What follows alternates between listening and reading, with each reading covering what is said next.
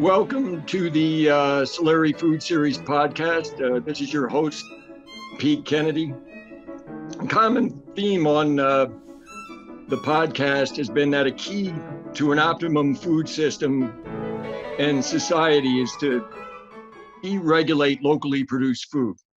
Just the opinion here is that the less locally produced food is regulated, the stronger food safety, public health, local economy, small farm prosperity, and the sense of community there is. In most states, the path toward this end has been at the state level for the most part, but there's a big exception, and that is the state of Maine. Thanks to the 2017 passage of the Maine Food Sovereignty Act by the legislature, over 80 towns in the state have passed the local food and community self-governance ordinance, a law that allows the unregulated sale of food direct between farmer and consumer. And if there's any conflict between the local law and state law, the local law controls.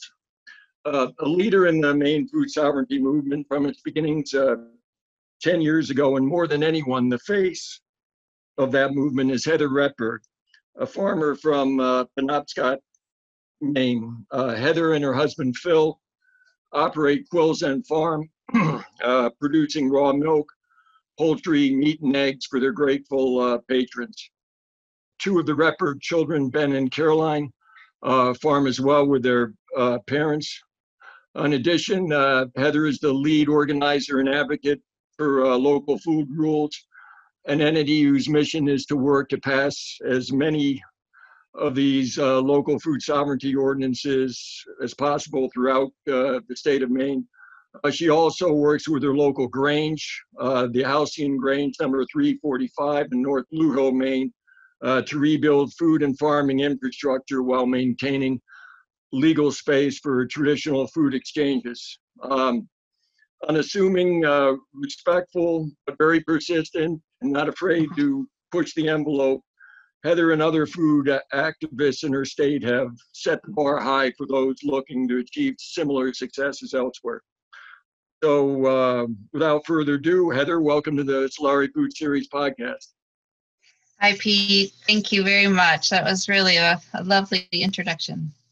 I'm glad to be here with you. So let's go back to where this all started. Just what often happens with farmers who turn into activists is that there's an event that triggers their activism. And in your case, that happened in November 2009 when you were minding your own business one day on the farm. If you could explain to us what happened that day.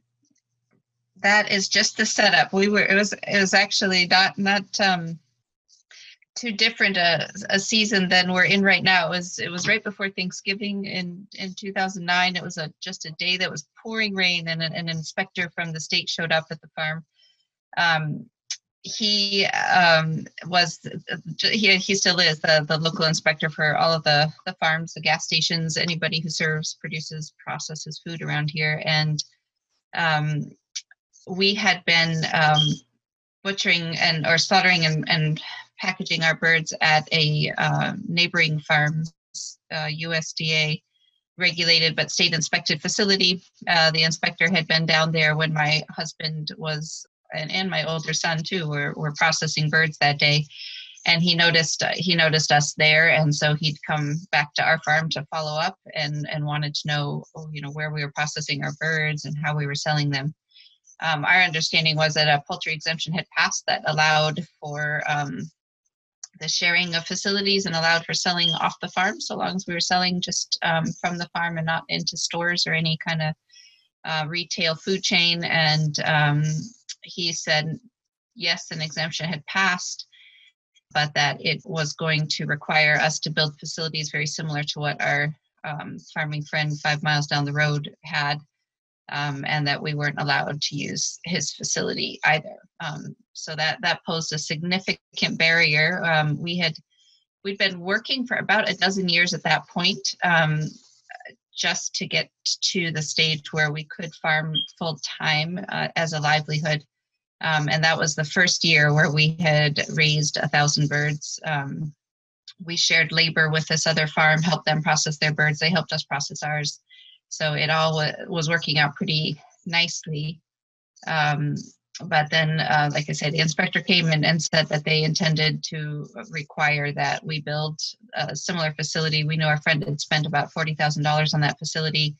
That was not anything that we had either the land really to produce that many chickens in a ecologically healthy way.